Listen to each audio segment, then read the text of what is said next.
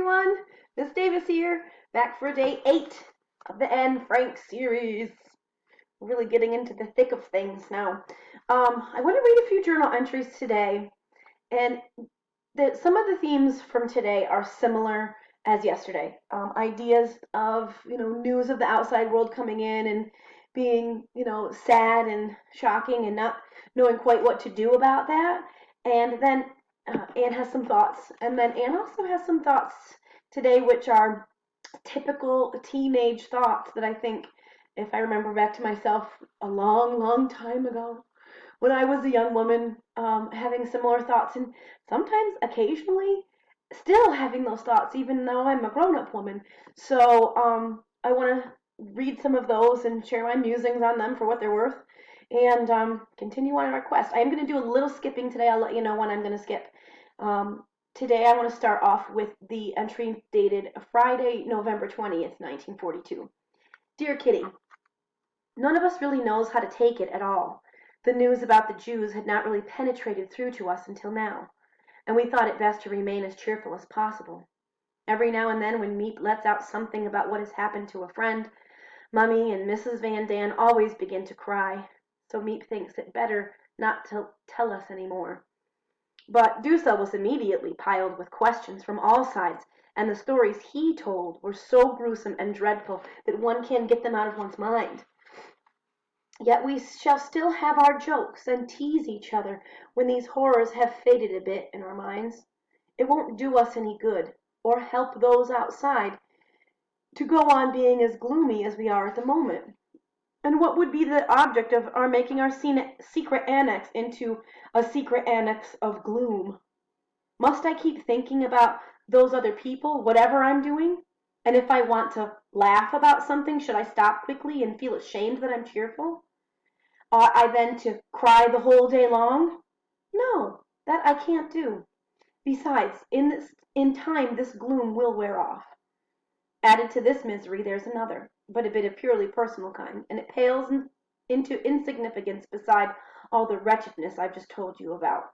But still, I can't refrain from telling you that lately I have begun to feel deserted. I'm surrounded by too great a void. I never used to feel like this. My fun and amusements and my girlfriends completely filled my thoughts.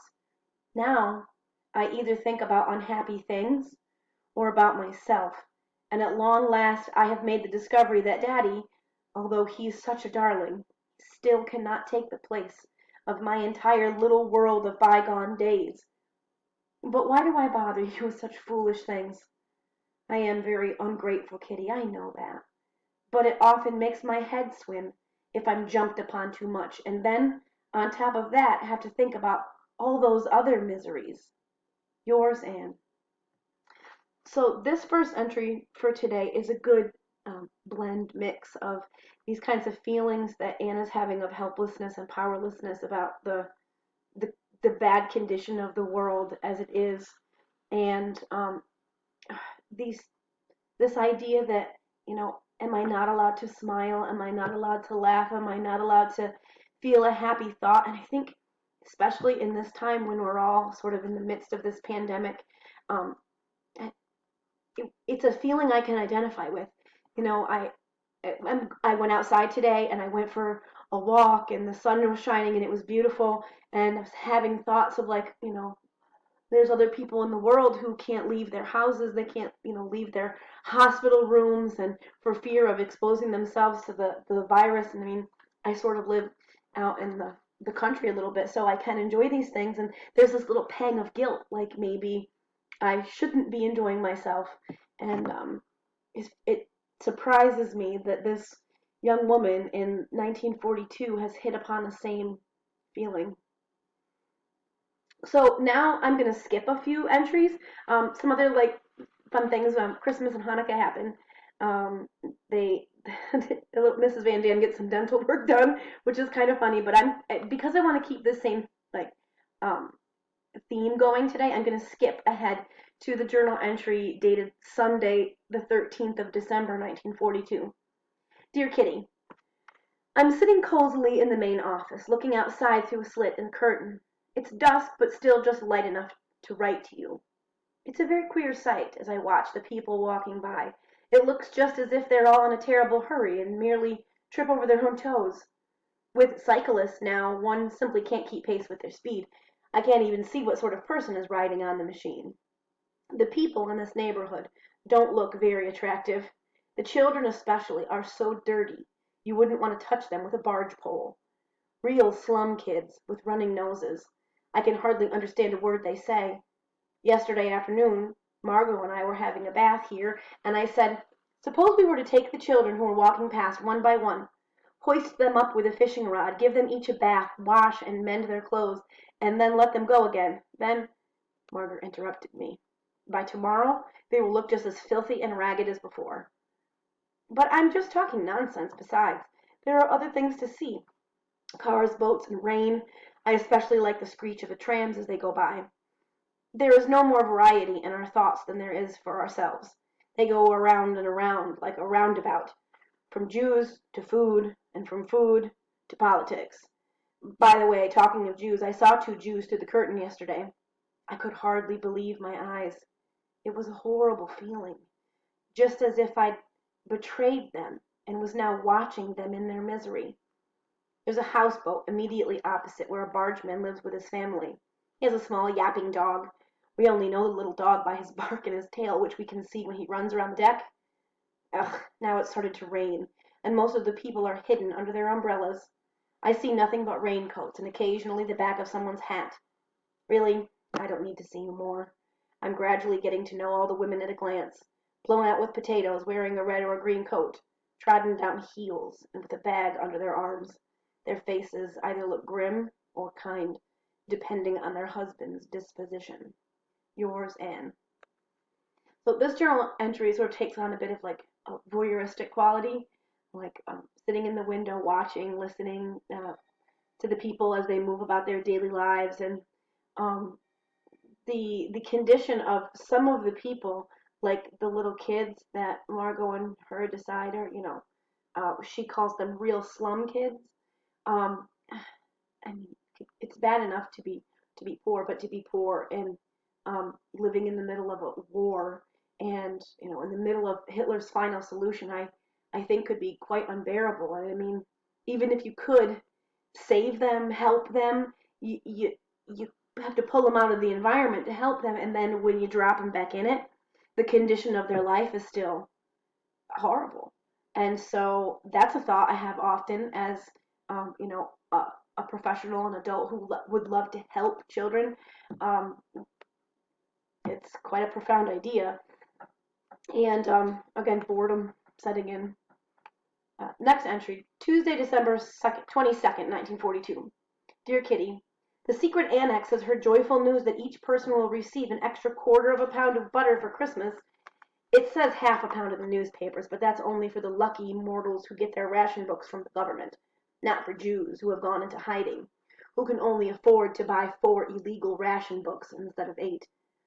We're all going to bake something with our butter. I made some biscuits and 2 cakes this morning. Everyone is very busy upstairs, and Mummy has told me I must not go there to work or read until the household jobs are done. Mrs. Van Daan is in bed with her bruised rib, complains the whole day long, allows herself to be given fresh dressings all the time, and isn't satisfied with anything. I shall be glad when she's on her feet again and tidies up her own things. Because I must say this for her, she's exceptionally industrious and tidy. All the while she is healthy in mind and body. She is cheerful, too. Just as if I didn't hear enough shh during the day for making too much noise, my gentleman bedroom companion now repeatedly calls out shh to me at night, too. According to him, I'm not even allowed to turn over. I refuse to take the slightest notice of him, and shall go shh back at him the next time. He makes me furious, on Sundays especially, when he turns the light on early to do his exercises. It seems to take simply hours, while I, poor tormented creature, feel the chairs which are placed at the head of my bed to lengthen it, slide backwards and forwards continuously under my sleepy head. When he has ended with a couple of violent arm-waving exercises to loosen his muscles, his lordship begins his toilet.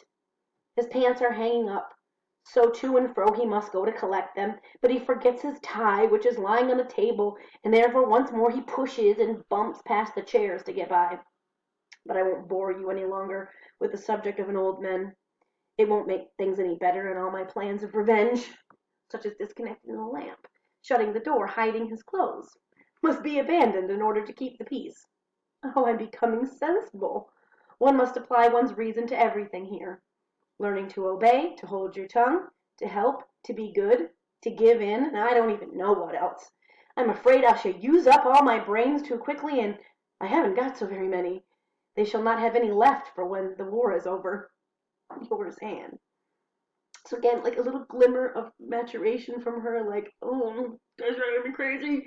But then going, okay, hold my tongue. I'm going to be annoyed and I'm going to let it pass because that's what's best in the greater scheme of things. Like it takes a mature young person indeed to refrain from venting frustrations when they are right there. So there's that. And again, struck by I use a lot of butter around here. I mean, I don't know if you can tell, but I like my butter. I can't imagine having like butter having to be rationed and then, a special treat to bake a thing because you have butter that you normally don't have. Um, Maybe I should keep less butter in the house. Too many cakes and biscuits for me, but again, it's just another sign of the war and the shortage that they are dealing with.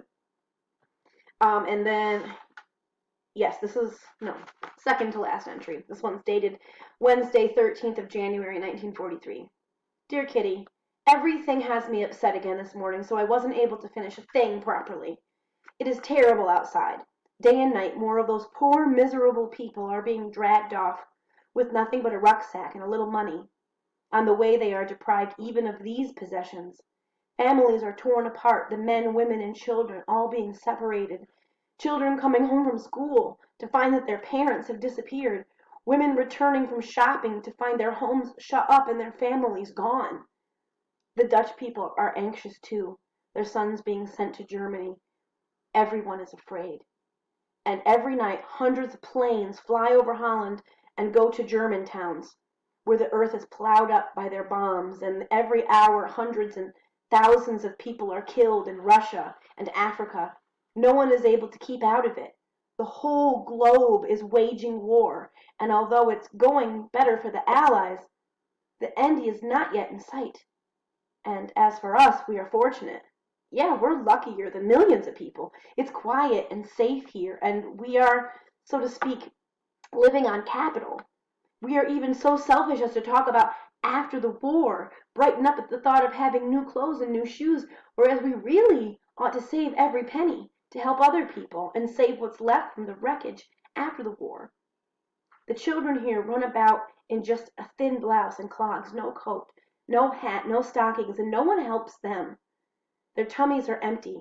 They chew an old carrot to stay the pangs, go from their cold homes out into a cold street, and when they get to school find themselves in an even colder classroom.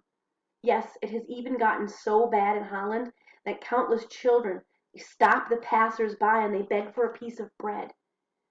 I could go on for hours about all the suffering the war has brought, but then I would only make myself more dejected. There's nothing we can do but wait, as calmly as we can, till the misery comes to an end. Jews and Christians wait. The whole earth waits, and there are many more who wait for death. Again, wow, just wow. Um, and again, that reminds me like the global involvement in World War II and the global pandemic that we're in right now. How like no one can escape from it, no one can get away from it, no one is exempt from it. It touches every life in one way or another, and some of us are lucky enough to be watching it take place from a quiet room, and then kind of selfishly thinking, well, after this is over, and for other people who are embroiled in it, who are fighting for their lives, um, like we're looking on, and it's not just America or New York that this is affecting; it's the entire world, and as she says here, no one can escape from it. So that's where we have to end for the day because my time is almost out. I was going to do one more entry, but I'll get to it tomorrow. Thank you. Have a great day. And hey, if you haven't started writing a journal yet, what are you waiting for?